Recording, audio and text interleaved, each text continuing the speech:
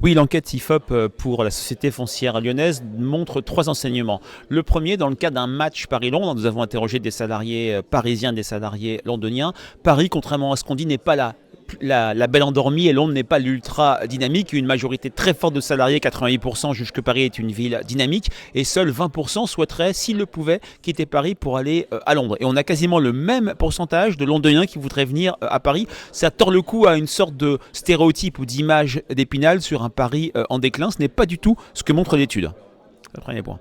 Le deuxième point, c'est qu'il y a un rapport au bureau très différent entre salariés londoniens et parisiens. Les londoniens n'investissent pas leur bureau, ça ne leur dérange pas de travailler en open space. Le fait de travailler en open space ou en bureau fermé n'impacte pas la satisfaction au travail. En revanche, on voit que chez les parisiens, il y a un vrai impact, qualité du bureau et satisfaction au travail. On est beaucoup moins partant pour travailler en open space. On cherche dans le bureau une émotion, une vraie convivialité, quand les Anglais cherchent la convivialité en dehors, dans le cadre de l'afterwork. On a un rapport au travail, un rapport à son bureau très différent.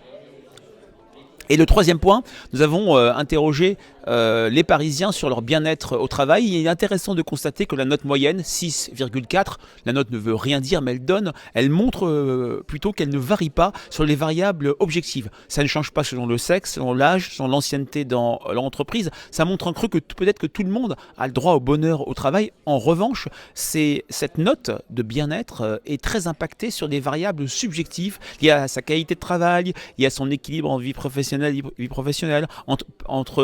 elle est également impactée par son temps de trajet et par tous les services qu'offre l'entreprise, qu'offre le quartier de localisation de l'entreprise. On voit très bien que le bien-être au travail est une variable, je dirais, protéiforme et qui est impactée par toute une série de faits liés à l'environnement.